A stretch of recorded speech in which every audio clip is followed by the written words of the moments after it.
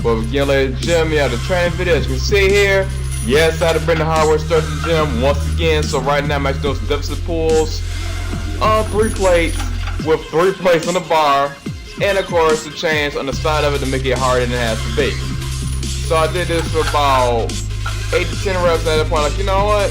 Let's make this thing heavier. Move the chains out of the way. Let me finish the set out first. As you can see in the next set, decided to go ahead and try out 4 plates. 4 plates felt like, yeah, if I go any heavier than this, I'm going to snap some stuff up because I felt like I wanted to get my reps in. So, as doing the 4 plates, I then shut it down to 1 plate. Sorry, 2 plates. So, here it is, 4 plates. And yes, I'm wearing a belt. I'm not trying to snap my stuff up with that.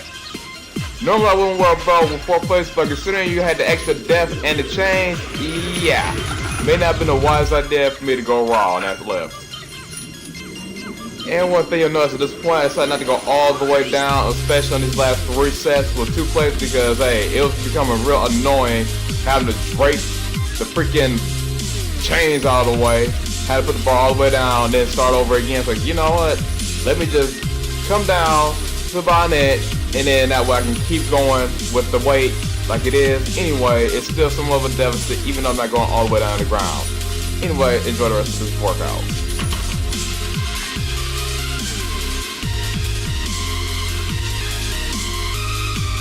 And for you guys who watch my channel, you know that I also like to do hack squats, or so to say barbell hack squats, to go along with my deadlift as an accessory move. So you can see here, I have my feet on top of 2 plates, and the bar is going behind me. So yep, it's a barbell hack squat, not to be confused with a reverse back snap like we saw in the high swim video a few years ago.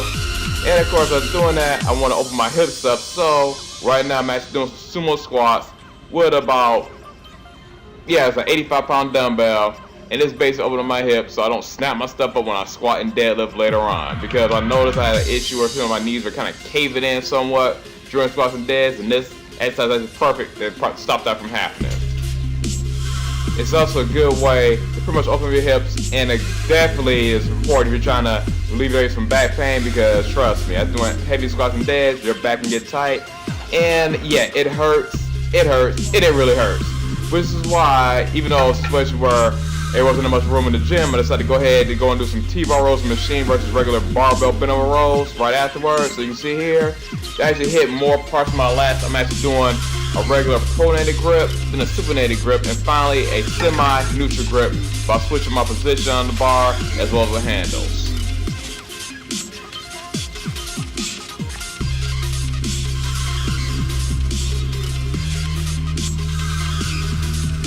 Alright, so on those T-bars, I decided to go ahead and do some pull-ups as well as a few machines to hit both my upper and lower backs. Right, doing pull-ups, decided to go ahead and do some seated low rolls as well as some lat pull-downs, which you'll see in a few seconds. And for those that have seen my previous videos as well as been following me on Instagram and Facebook, later on in the same week I actually did go to TedXDetroit Expo and actually did do a quick talk on Raspberry Pi and how to actually run Kyle Linux on there, a few other hacks on that machine, as well as Sega Dreamcast, and actually had a homebrew game running on the Sega Dreamcast that actually has plus about security. Yes, I'm one person. Yes, and the people ask me like, why I choose Sega Dreamcast for this experiment. I said, you know what? Because I'm a giant nerd. Yep, I had people pretty much answer security questions on the Sega Dreamcast. For no reason, just because I'm a nerd. I'm not gonna have done an Xbox or just got another Pi, or pretty much could have got one of those keyboard computers or a smart computer, even got a Commodore 64. But you know what?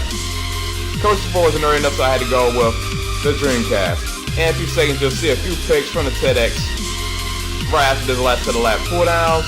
So you'll see me stand in front of the computer, shaking hands with somebody who may actually potentially be a new subscriber. So if you're watching this, you have a channel and YouTube, please touch yourself down at the bottom of the screen. And last but not least, as I mentioned, I also met some real Ghostbusters. This is basically this video. Thank you guys so much for watching. Please rate, comment, subscribe. Until next time, peace out.